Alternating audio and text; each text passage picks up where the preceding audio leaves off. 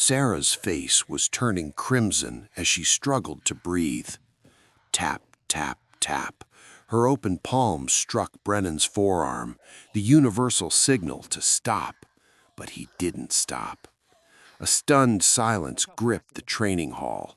Dozens of recruits and instructors stood around the mats, eyes wide, as their instructor held the choke far beyond any acceptable limit. Sarah's vision began to blur. Her boots scraped weakly against the mat. Her lungs burned.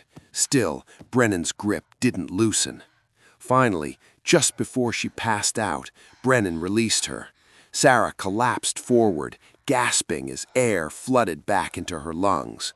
She coughed, pressing her hand against her bruised throat. Brennan stepped back with a cold, unconcerned expression. "That's how fast it can happen," he said flatly, scanning the silent onlookers. "In real combat, the enemy won't stop just because you tap out." His voice echoed through the tense hall. Nobody said anything. Sarah stood up, trembling but determined not to stay down. She remained on her feet, staring at Brennan with a cold, unflinching gaze. A red welt swelled on her throat where his arm had been. She didn't say a word. She didn't need to. In that look was a promise. This isn't over. Before we begin, make sure to subscribe to Military and Veteran Stories so you never miss these true accounts of courage. And tell us in the comments, where are you watching from today? Just days earlier, Sarah sat in a windowless conference room deep inside the Naval Operations Command building in Norfolk, Virginia. She'd arrived 10 minutes early, alone with her thoughts at a cold metal table. The hum of fluorescent lights filled the silence as she waited, back straight, hands folded to hide a slight tremor. 6 months had passed since her mentor, Master Chief Petty Officer Wade Hollister, died during what the official report classified as a training accident. 6 months since Sarah began to suspect it wasn't an accident at all. The heavy door opened, and Admiral James Carson entered. Sarah snapped to attention, but the Admiral gestured for her to sit. He offered a subtle nod of condolence. He'd known Hollister, too. Carson's expression grew grave. He explained that at Coronado Combat Annex, where Hollister had died, there had been quiet complaints about an instructor, Staff Sergeant Brennan, allegedly taking training to the point of brutality. Nothing had been formalized, and no names were mentioned, but rumors circulated. Sarah's stomach tightened. Coronado was the heart of SEAL training, but this annex was a joint hand-to-hand combat program. Wade Hollister had been there on temporary duty when he fell to his death from a rappel tower, a rope anchor that just happened to fail. Hollister was investigating this annex when he died, Carson said, sliding a photograph from his folder. It showed Brennan in uniform, sharp features, confident bearing. "And I don't believe in coincidences, Lieutenant Commander." Sarah's jaw clenched. Her mentor had survived decades of war, only to die stateside in a freak accident. She'd never believed it. "It wasn't an accident," she said quietly. "It was murder disguised as one." Admiral Carson nodded gravely. Officially, nothing pointed to foul play, just rumors.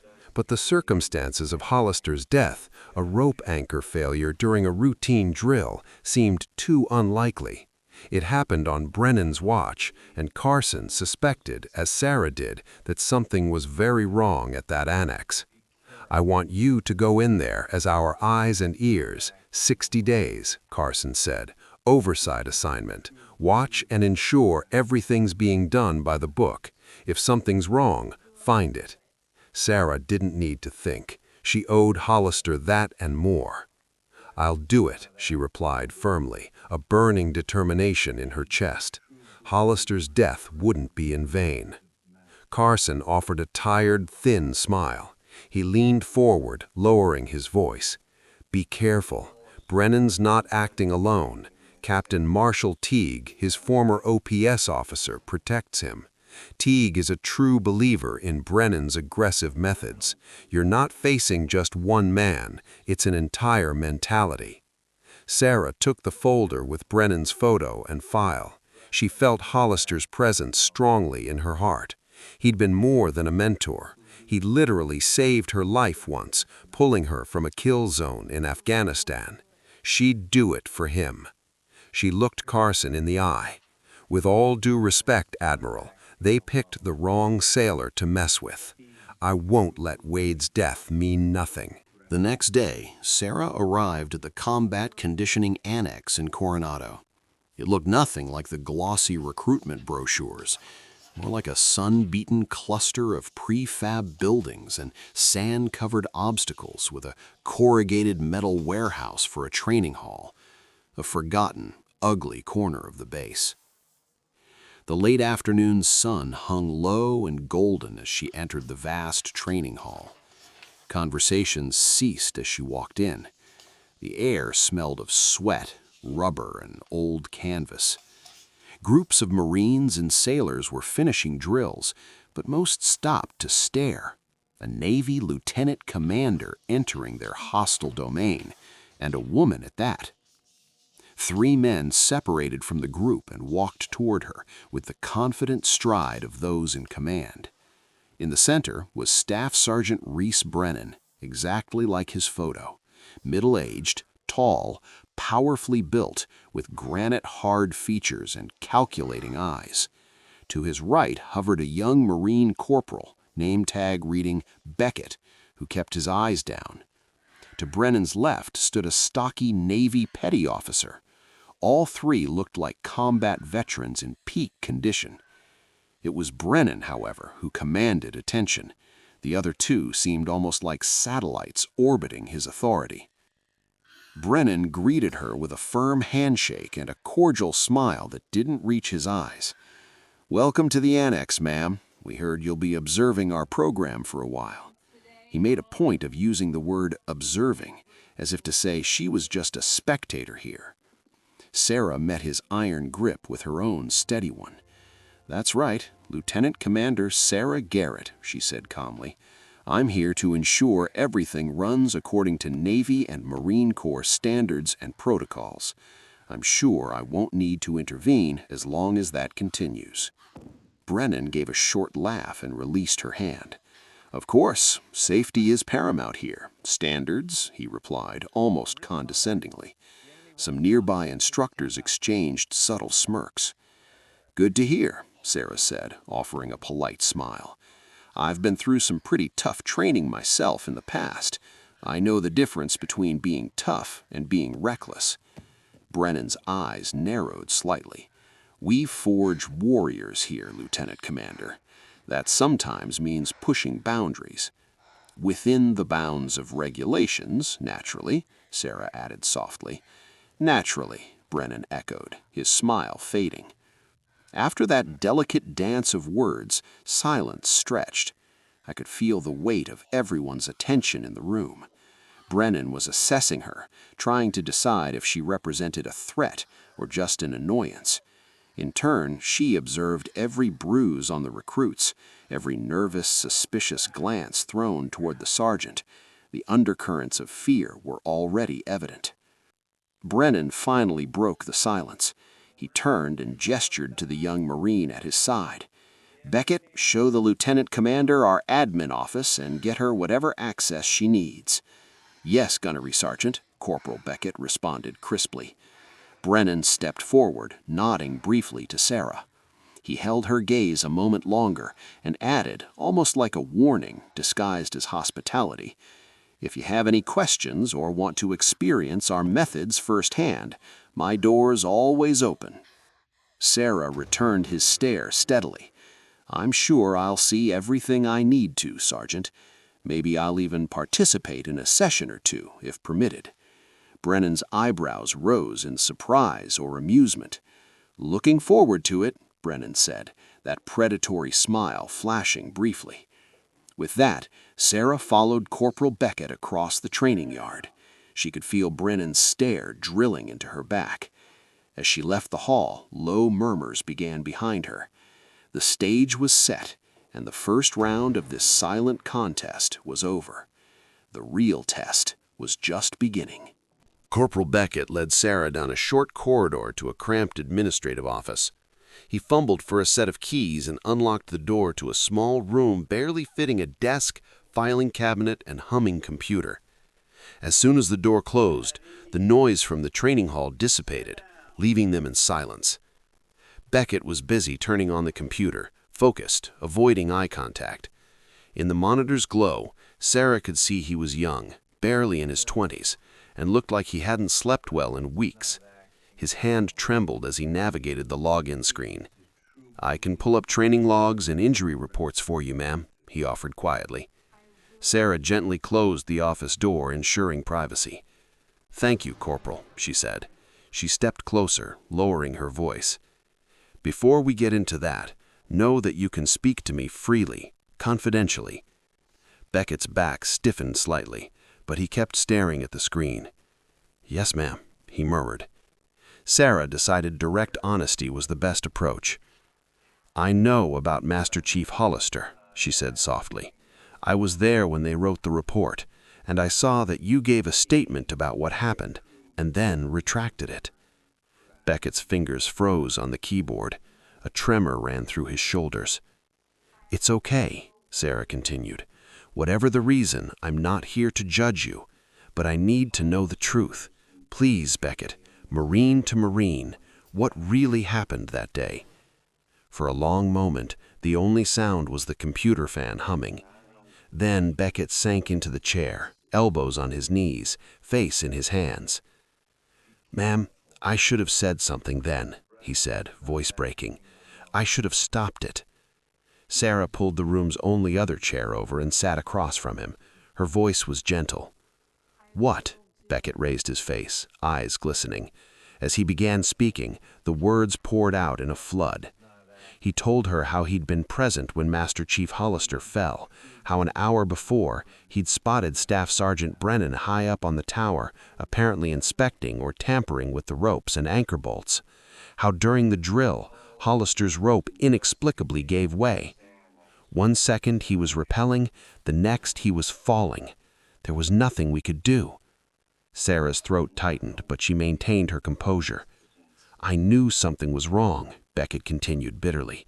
"After they took the Master Chief's body, I went up the tower alone. One of the main anchor bolts was almost completely loose. Ma'am, someone loosened it on purpose," he said, jaw clenched. "I have no doubt about it. Brennan sabotaged that rope." Sarah closed her eyes briefly, a wave of grief and fury washing over her. It took all her discipline not to react visibly. "I went to Captain Teague," Beckett continued bitterly. "I told him everything I saw, and he basically tore me a new one. Said I must be mistaken, that I was in shock and seeing things. When I insisted, he got real quiet and said if I spread false accusations about a decorated war hero, I'd ruin my own career. He said I wasn't cut out for the pressure, that I was imagining things." Beckett wiped tears from his face, anger showing through his expression. "He ordered me to drop it. So yeah, I did. I retracted my statement, and I've hated myself for it every day since. Master Chief Hollister was a good man. He didn't deserve what happened. Neither do any of them." Sarah leaned forward, her voice low and intense. "Corporal, look at me."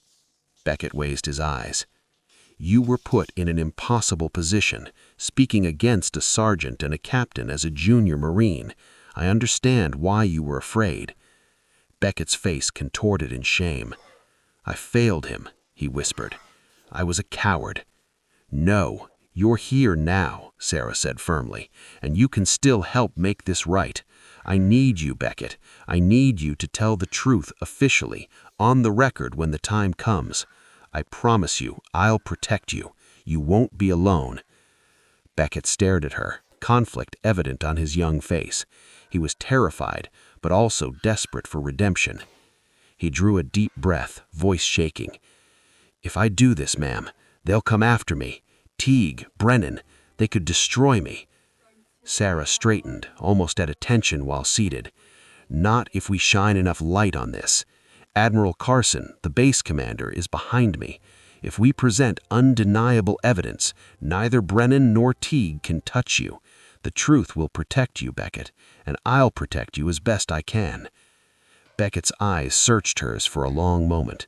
Then he nodded slowly at first, then with growing determination. "I'll do it. I'll testify. I won't back down again." A small smile of gratitude crossed Sarah's lips. She reached out and squeezed Beckett's shoulder. "Good man. Now ask yourself, what would you have done in his place? It's easy to say you'd stand up for what's right, but when your career and reputation are on the line, that kind of courage becomes much harder than it sounds." Before leaving the small office, Sarah asked Beckett to copy all relevant digital records, injury reports, training logs, anything that might indicate Brennan's methods, onto a secure hard drive. She also quietly encouraged him to write down names of anyone else who might have been harmed or witnessed misconduct. Beckett, relieved to finally unburden himself, mentioned a few names: a Marine named Rodriguez who'd been hospitalized after a disciplinary session, a Navy petty officer who mysteriously broke his arm. It was a pattern.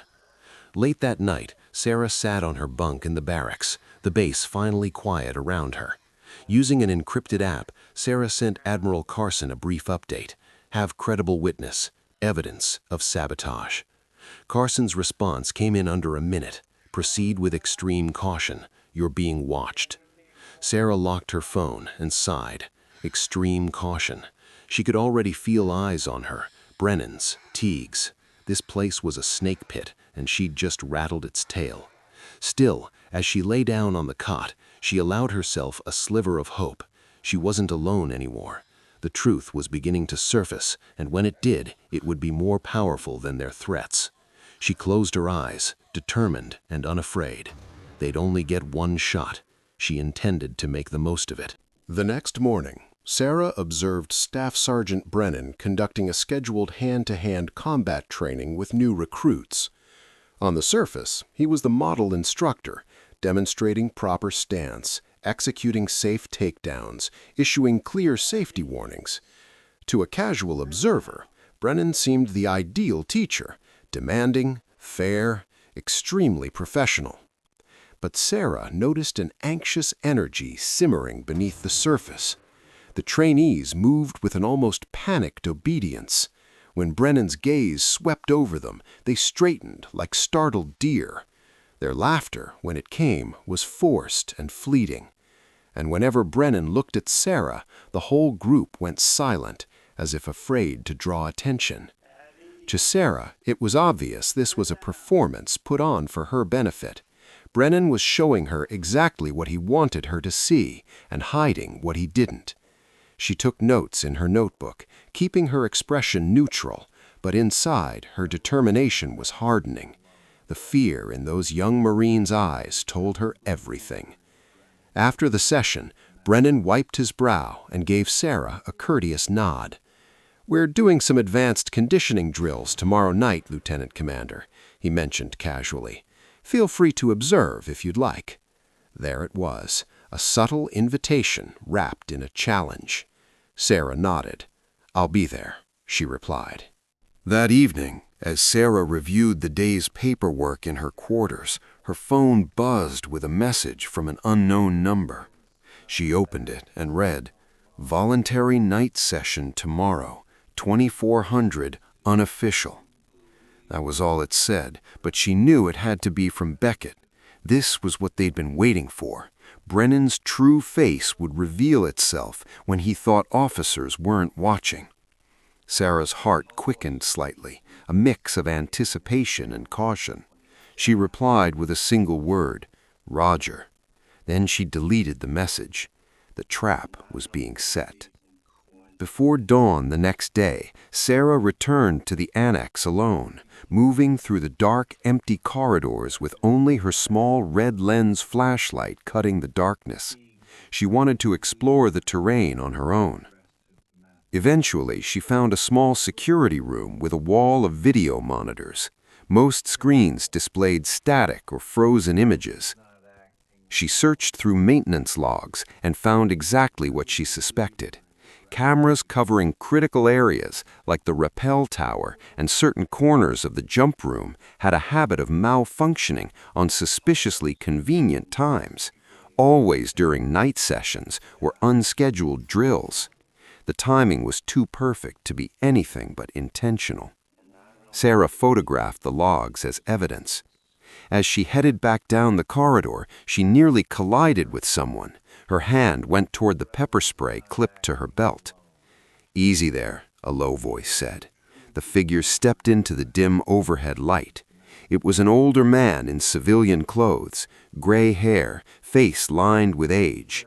Despite the polo shirt and khakis, he had the unmistakable bearing of a career Navy SEAL. Sarah recognized him from base records, Master Chief Petty Officer Dalton Reeves, retired, a close friend of Hollister's who'd taken contractor work here.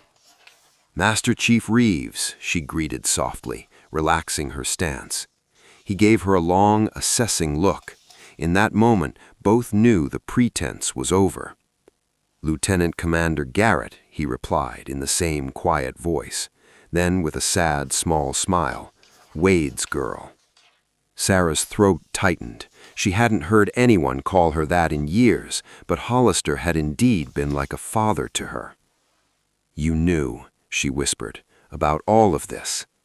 Reeves glanced around the empty corridor and nodded briefly. "I've been waiting for someone like you," he said. Wade knew something was rotten here. Before the accident, he documented everything he could. The older man's jaw clenched. "I'm certain Brennan tampered with that rope, and I'm damn sure it wasn't the first time he crossed the line."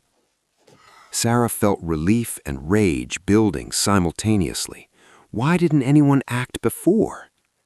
Reeves sighed. "No proof, and those who tried to speak up, well, you saw what happened to Beckett. Teague made it his mission to silence any challenges." He reached into his jacket pocket and pulled out a small external hard drive. Wade anticipated this, so he took out some insurance. Sarah took the drive, frowning. Hollister installed some hidden cameras around the annex, completely independent of the base system. He captured a lot, extra choking sessions, injuries, you name it. I've been maintaining that network since he's been gone, waiting for the right person to hand this to. He patted the drive in her hand. "It's all there." Sarah stared at the device, a wave of gratitude and sorrow washing over her. "Thank you for keeping this safe." Reeves nodded. "Tonight's session, Brennan's going to test you, push you. I'll be recording. And this," he tapped the drive, "already has plenty from the past. You just need to make him show his true colors one more time." "Oh, he will," Sarah said, voice steady. "He won't be able to resist." Reeves offered a faint smile. Wade said the same, that his ego would hang him if given enough rope. Sarah felt a pang at the mention of Wade. One way or another, after tonight, Brennan's finished. Reeves placed a hand on her shoulder paternally. "Be careful. That bastard's dangerous. He's not just strong. He genuinely believes he's doing the right thing. That makes him twice as deadly."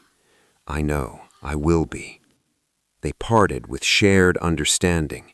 This was for Hollister. That night, near 2,000 hours, Sarah returned to the training hall dressed in PT uniform, just like the other off-duty volunteers.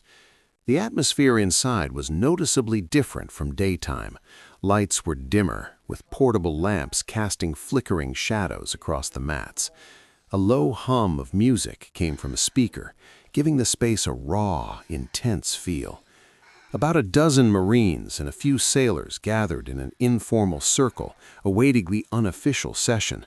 Many wore anxious, nervous grins, the look of men about to prove their worth in a feared trial. Brennan's face lit up with a predatory smile when Sarah blended in with the others.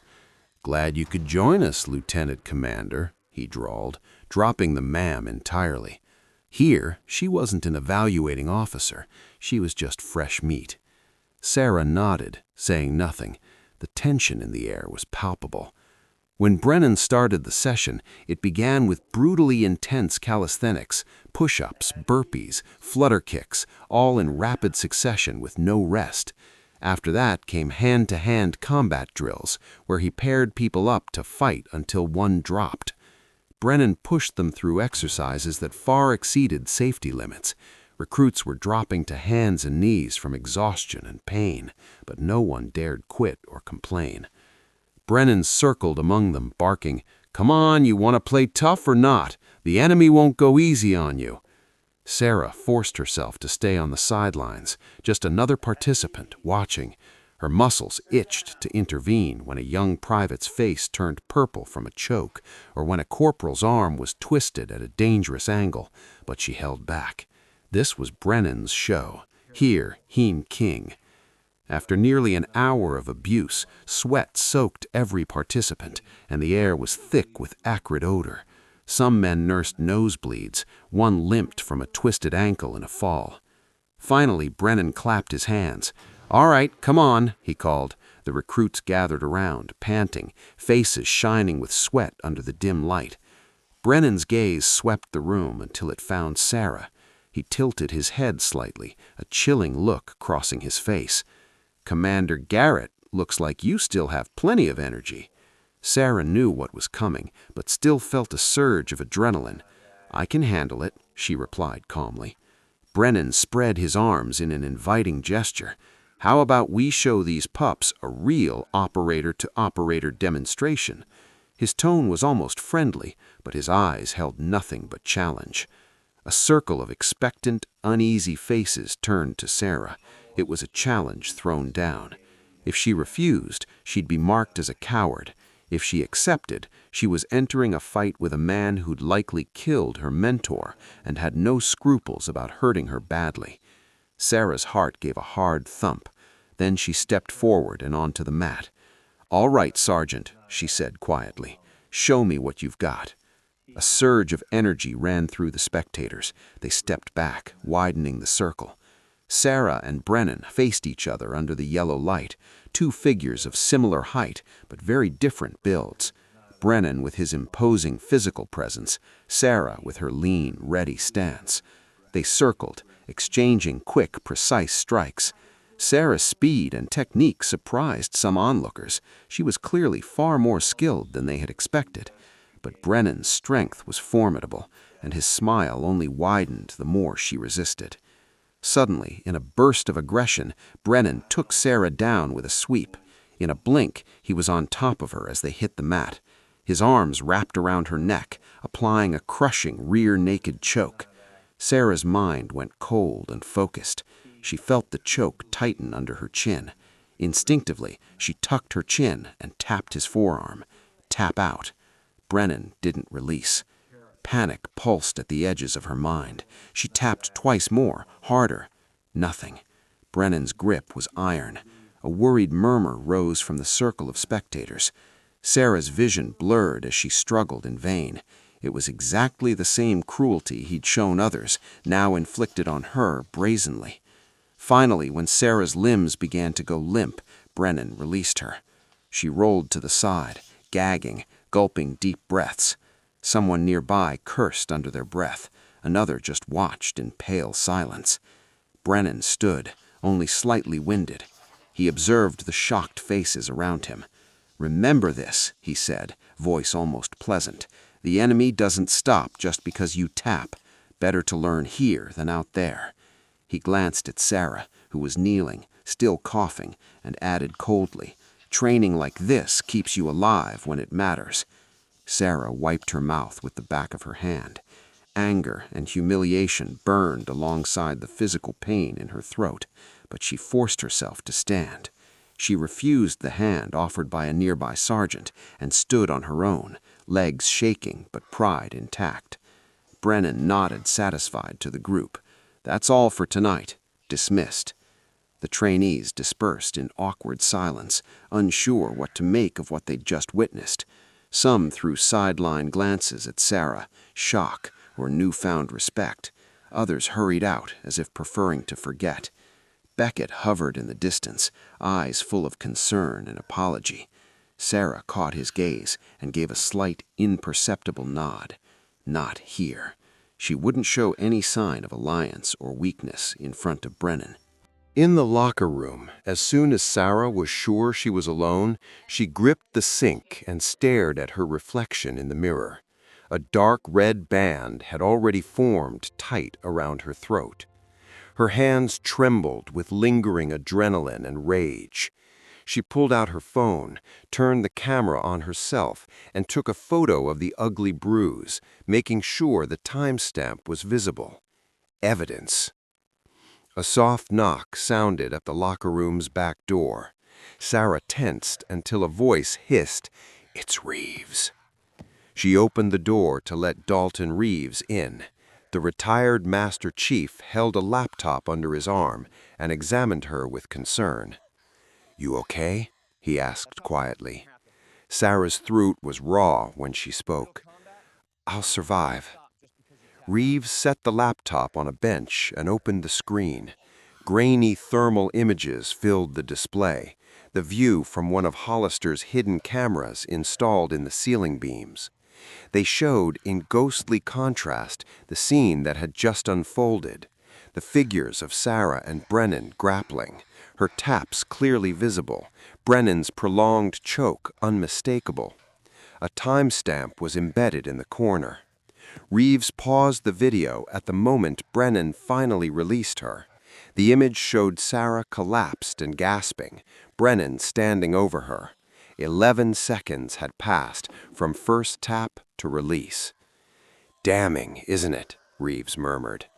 Sarah nodded, eyes fixed on the screen. Seeing it from that angle made her nauseous. Brennan's cold execution of the choke and her own body going limp. It was worse than she felt in the moment. "One incident might not be enough," Sarah said, voice hoarse. Reeves looked at her steadily. "We have a whole lineup of incidents." "He'll claim it was an accident, a misunderstanding in the heat of training," Sarah thought aloud. Her voice, however, grew firmer. "No, we need to bring this into daylight, in front of the chain of command." A plan began forming as she spoke. Sarah explained everything to Reeves in a rapid, urgent whisper. She'd request a formal evaluation of the training program, something even Teague couldn't easily block. At that evaluation, with senior officers present and a military lawyer, Brennan would have to demonstrate the techniques. Sarah herself would volunteer to be his partner. She knew that given the opportunity, Brennan's ego and habits would lead him to do exactly what he'd done tonight. Only this time, it would be before official cameras and witnesses. Reeves listened intently, a small smile slowly spreading across his weathered face. "It sounds like a sniper setting up the perfect shot, drawing the target into open ground," he said. Sarah offered a faint smile. Her neck ached and her head throbbed, but a spark of determination burned bright inside her. "It's the only way to pin him against the wall." Reeves nodded. "All right, I'll make sure all of Wade's hidden cameras are running for the evaluation. We'll have backups of backups." He closed the laptop and squeezed Sarah's shoulder gently. "You sure you're ready for this, after what he did tonight?" Sarah grimaced, testing her bruised throat. It hurt like hell, but the pain was temporary. Justice would last. "Master Chief," she said, using Reeves' old title, "I've never been more sure." 2 hours later, at dawn, Sarah sat at a computer in the admin office, drafting a formal memo. She requested a combat readiness evaluation of the Annex's training protocols, specifically focusing on choke application and tap-out procedures. She framed it in bureaucratic language and invoked her authority as oversight supervisor. By noon, the response was approved. Evaluation in 2 days. Base Commander Captain Richard Walsh himself would oversee, along with Captain Teague and a JAG officer present. Staff Sergeant Brennan would be the primary demonstrator. Sarah folded the printed confirmation and tucked it in her pocket. It was decided. The stage would be public and official. Shortly after, Corporal Beckett caught up with Sarah behind one of the storage sheds, away from prying eyes. He looked anxious. "Ma'am," he whispered, "Captain Teague pulled me aside this morning, reminded me what happened last time we talked." Beckett's face was pale. Basically said, if I even think about mentioning Master Chief Hollister or any accusations, I'm done. Said he'd destroy me. Sarah clenched her teeth. Teague was already moving to protect himself and Brennan. "Listen to me, Beckett," she said quietly but firmly. "He's scared, and he should be. We have the truth on our side now. Don't let him shake you." Beckett nodded with a note of uncertainty, glanced around and lowered his voice even more. "I did something as a precaution," he said. He pulled out his phone. With a few taps, he opened a video file and handed the device to Sarah. On the screen, shaky but clear, played footage of last night's session. Beckett must have recorded it discreetly from the edge of the circle. The footage showed Brennan's arm around Sarah's neck, her tapping hand, and Brennan's unyielding grip. The audio even caught muffled gasps and someone whispering, "Jesus, he's going to kill her." It was agonizing to watch. Sarah's eyes widened. "You recorded this?" Beckett nodded. "I wasn't sure what I'd do with it, but I figured it was too important not to capture. If you want it, it's yours." Sarah exhaled in relief. She quickly instructed him to send the video to her secure email, which he did, then deleted completely from his phone. No sense leaving ammunition for Teague to find. Before they parted, Beckett swallowed hard and asked with a trembling voice, "Ma'am, are we really going to win this?" Sarah placed her hand on his shoulder, staring him straight in the eyes. "We will," she said with conviction. "Once the truth comes out, it's stronger than them. They bullied everyone in the dark. We're about to turn on the spotlight." Beckett perked up a bit, encouraged by her confidence. "Yes, ma'am." As she walked away, Sarah allowed herself a tight smile. The net was ready to close. In 48 hours, the silent whispers and hidden evidence would explode into a public reckoning. Brennan and Teague had no idea what was coming. 2 days later, the Annex training hall looked completely different. The mats were clean and carefully arranged. Rows of chairs lined one side of the space for an audience of evaluators and observers. A long table faced the mats where Captain Walsh and the JAG officer would sit. Several high-definition cameras were mounted on tripods, all visibly recording. What was normally a rough-and-tumble gym had been transformed into something resembling an open-air courtroom. Lieutenant Commander Sarah Garrett stood beside the mats, dressed in her service khaki uniform. Her ribbon rack gleamed on her chest. Among them, 2 Purple Hearts and a bronze star with V device for valor. Most notable of all, the gold-sealed trident was pinned above her left pocket. Just below it, she'd fastened a second trident, older, worn, the gold finish faded by. "I'm here to demonstrate any techniques the evaluation board desires, sir," Brennan said crisply. Sarah remained standing with her hands clasped behind her back, professional in every way. Beneath the surface, her heart raced, but her face showed nothing. What followed first was a series of basic demonstration drills. Corporal Beckett, recently selected by Brennan as his assistant for the event, joined him on the mat wearing protective gear. Brennan demonstrated perfect rear naked choke applications and releases. Each time Beckett tapped, Brennan released immediately.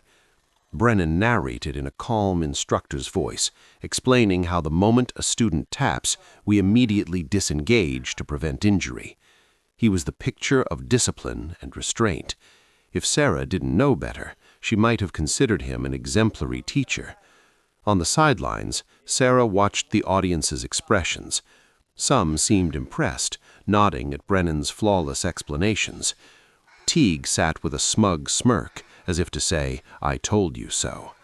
But others in the crowd, those who'd been in that hole at night, exchanged knowing, uneasy glances. After a series of perfectly executed hold and release demonstrations, Captain Walsh briefly consulted JAG Officer Vance, then addressed Sarah. "Lieutenant Commander Garrett, as the requesting party, is there any specific scenario you feel hasn't been covered?" Sarah stepped forward, mouth dry but voice steady. "Yes, Captain. We've seen compliant demonstrations. I'd like to see a choke applied in a more realistic resistance scenario to simulate actual sparring conditions." She paused deliberately. "With your permission, I'd like to volunteer as the resisting subject to truly test the response to a tap-out under pressure." A murmur of surprise swept through the spectators. Teague straightened in his chair, eyes narrowing. "Captain," Teague interrupted with a forced laugh, "I'm not sure this level of participation from an evaluating officer is necessary. We wouldn't want Lieutenant Commander Garrett put at risk during a demonstration." Walsh raised a hand. "Your concern is noted, Captain Teague." He looked at Sarah. "Lieutenant Commander, are you certain you want to do this?" "Yes, sir," replied Sarah firmly, meeting Walsh's eyes. "I'm fully trained, and I trust that Staff Sergeant Brennan will handle this professionally." Walsh turned to Brennan. "Sergeant, do you consent to this demonstration?" Brennan's smile was subtle, his eyes penetrating. "With pleasure, sir." Teague could do nothing but press his lips together as Sarah removed her khaki blouse, revealing a navy blue PT shirt underneath, and stepped onto the mat facing Brennan. A few sharp intakes of breath were heard. Everyone in the room leaned forward. They began circling each other briefly. Sarah wondered if Brennan would actually restrain himself, knowing what was at stake. The idea evaporated as soon as she saw the gleam in his eyes, that hunger. He wasn't going to hold back. He couldn't. Brennan feinted, then lunged forward. Sarah reacted on instinct, grappling with him. The two clashed hard. It wasn't a smooth, choreographed demonstration. It was a real fight. Brennan was strong and cunning. Sarah had skill and speed.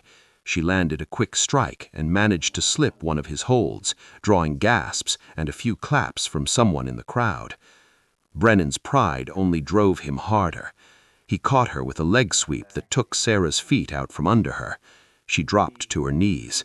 In a blink, Brennan was behind her, his arms wrapping around her neck in a crushing choke. Tension gripped the room. Sarah gritted her teeth. She knew it was now. Brennan locked the rear naked choke with full force. Sarah slapped her hand against his arm, the tap loud and clear. Nothing happened. She tapped again, struggling slightly now. Brennan's grip remained as tight as steel. She tapped a third time. A Navy chief in the front row stood up, alarmed. Beckett had been counting quietly since the second Sarah's hand touched Brennan's arm. Now his voice rang out high and loud. 1, 2, 3, 4. Each number was a boom in the stunned silence. Sarah's face was turning red, her boots scraping the mat as she reflexively fought for air. 9, 10, 11. Beckett's count reached a terrible 11 seconds until Brennan finally released the choke. Sarah collapsed on all fours, coughing violently. One of the corpsmen rushed to her side, but she waved him off with a gesture as she struggled to breathe. The hall erupted in chaos. Several people were on their feet, voices overlapping in confusion and outrage. Captain Walsh's voice boomed through the room. "Everyone sit down." The authority in his tone froze everyone in place. The lieutenant commander coughing and gasping on the mat, and the sergeant panting beside her, became the focus of all eyes. Brennan's face was flushed, perhaps from exertion or the realization of what he'd just done. "Sir," he exclaimed, raising his hands as if innocent, "she was resisting. I released her as soon as I realized she was tapping." "That's not true, sir." Beckett's young voice cut through Brennan's excuse. He ripped off his helmet, stepping forward uninvited. His whole body trembled, but he raised his voice for all to hear. From first tap to release, I counted 11 seconds. 11. And this isn't the first time. Staff Sergeant Brennan did the same thing to me in a voluntary session 3 months ago. He's done it to others. Marine Rodriguez nearly had his trachea crushed in a choke just like this. The room fell completely silent, except for Sarah's ragged breathing. Teague was on his feet, eyes blazing. "This is highly irregular!" Captain Walsh silenced Teague with a look so severe the Marine captain stopped mid-protest. Beckett wasn't finished. "Master Chief Hollister died in an accident here," he said, voice breaking but loud. "I know, Staff Sergeant Brennan made it happen. I saw him on the tower before the rope failed, and I was pressured to keep quiet about it." A collective gasp. Teague's face went pale. Walsh looked as if someone had doused him with cold water. Slowly, he turned to Sarah, who was now standing, trembling with support. Her face was flushed, her voice a hoarse whisper, but she managed to speak. "Show them the footage." At the back of the hall, Dalton Reeves was already positioned near the large screen. He connected the hard drive with Hollister's secret recordings. Within seconds, the big screen lit up with grainy video.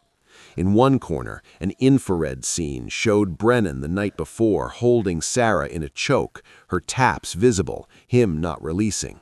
Another window opened, archival footage of Brennan holding another trainee who was frantically tapping while Brennan continued squeezing for several more seconds.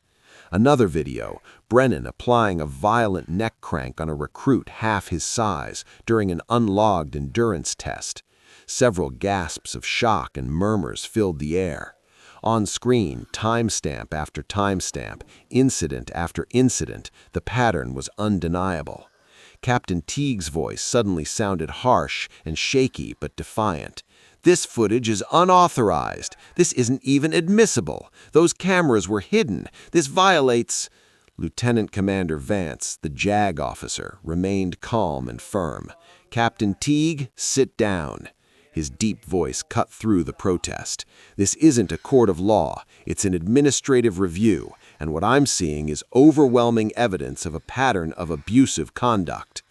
Teague opened his mouth, but Vance continued, flipping through the folder of documents Sarah had prepared. "We also have reports here showing, interestingly, a history of attempted complaints that never went anywhere formally. I see notes that certain officers," she gave Teague a piercing look, "intervened to discourage these complaints. That's very concerning." Teague's face was now the color of chalk. He sank into his chair, staring straight ahead. Captain Walsh stepped forward, jaw tight. Disappointment and anger were evident on his face as he looked between Brennan and Teague. "Staff Sergeant Reese Brennan, as of this moment, you are relieved of duty. Surrender yourself to the military police." Two Navy Masters-at-Arms deputies who'd been standing nearby approached Brennan. The staff sergeant's shoulders sagged. He nodded slightly and allowed them to take him by the arms. He had no fight left. The evidence on screen had completely drained him. Walsh then turned on Teague with a withering glare. "Captain Teague, you are suspended from your duties pending a full investigation into your conduct and complicity in this matter." Teague's mouth opened slightly. He looked around as if searching for support, but found none. Escorted by a senior officer, he rose and left on shaky legs, his career likely ruined. As Brennan was being led to the exit, Sarah stepped into his path. The deputy stopped, giving her a moment. Brennan didn't look at her immediately, but Sarah stood there, bruised, exhausted, victorious, until finally he did. Her voice was low enough not to carry far, but Brennan flinched as if struck. Wade Hollister believed in forging warriors the right way, Sarah told him, emotion underlying her firmness. He dedicated himself to helping people grow stronger. You could have been part of that legacy, Reese, but you chose ego and brutality instead." Brennan swallowed hard, his eyes glistening. "I was trying to make them strong," he murmured, a final, fragile defense. "No," Sarah replied, voice firm. "You were breaking them." Brennan's eyes widened at that. A single tear escaped involuntarily. He nodded once, a small, jerky movement, then allowed the MPs to escort him into the daylight. For a long moment, the hall was silent, except for the distant hum of overhead lights. Captain Walsh broke the silence by approaching Sarah. Then, to everyone's surprise, he raised his hand in a crisp salute. Sarah, despite the pain in her body, straightened and returned it. "At ease," Walsh said softly. His eyes were deeply regretful. "Lieutenant Commander Garrett, Sarah, I apologize on behalf of this command. We failed to see what was happening right under our noses. Thanks to you and those who had the courage to stand with you, we can begin to make this right." Sarah's throat closed with emotion, not from the bruises. She simply nodded. Behind Walsh, many others in the room, officers and enlisted alike, stared at her with a kind of reverence. In the background, Sarah saw Reeves standing with arms crossed, nodding slightly in respect, pride evident in his eyes. People began filing out, speaking in low, somber tones. Some stopped by Beckett and patted his back or shook his hand, acknowledging his bravery.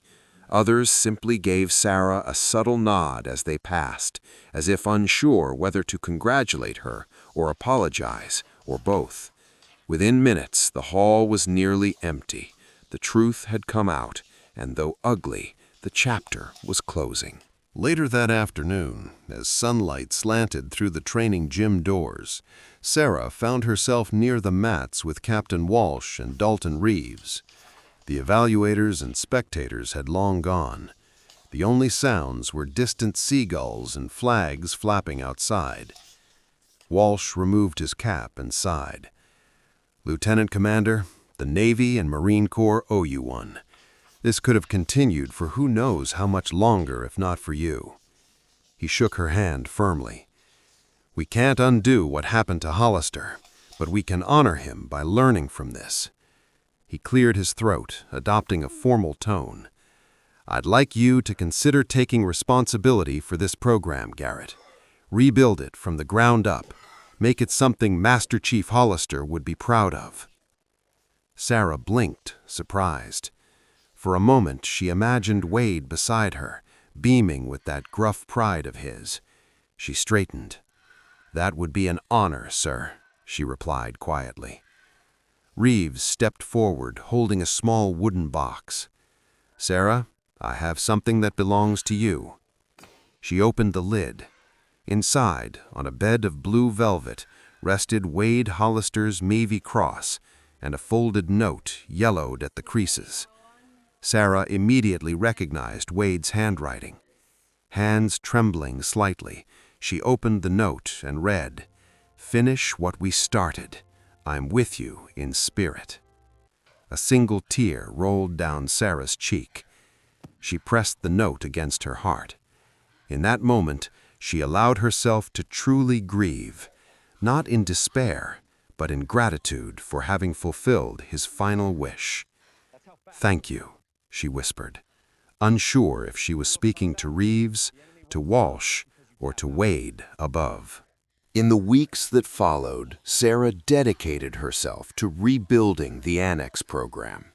Every training session was now properly supervised and logged. Off-the-books voluntary drills were abolished completely. Rules were reinforced. Tap-outs after tapping must be respected immediately. No exceptions, no excuses. A new anonymous complaint system was created so any abuse of power could be reported without fear of retaliation. Many of Brennan's former colleagues, now free from his shadow, adapted easily to the new regime. They still trained fiercely. If anything, the standards became even more physically rigorous, but the culture had fundamentally changed. Toughness was no longer measured by how much humiliation or pain someone could endure in silence. It was measured by discipline, teamwork, and mutual respect.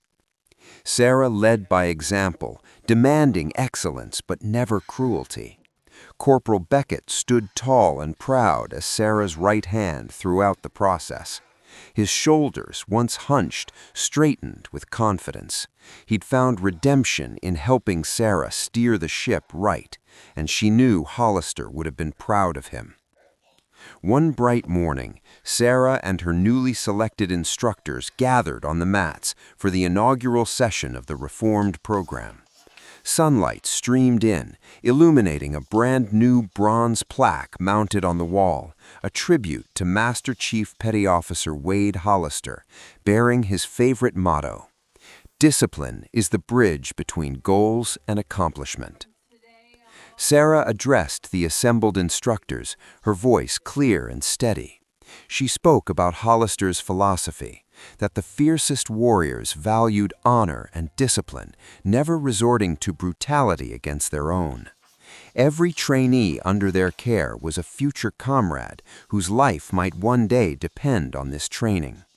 Sarah impressed upon them their duty to forge not just physical strength in these recruits, but character and trust. As she looked around at the attentive faces of the men and women who would carry this mission forward, Sarah felt hope blooming where fear had once spread. When she finished her brief speech, a respectful silence hung in the air. She allowed herself a small, proud smile. They were turning a new page, one written in the spirit of Wade Hollister's values. From the back of the hall, near the open doors, morning light fell across the edge of the plaque and the twin sealed tridents on Sarah's uniform. In that radiant moment, she could almost feel Hollister's presence, as if he stood just behind her, nodding in approval at the legacy he'd entrusted to her.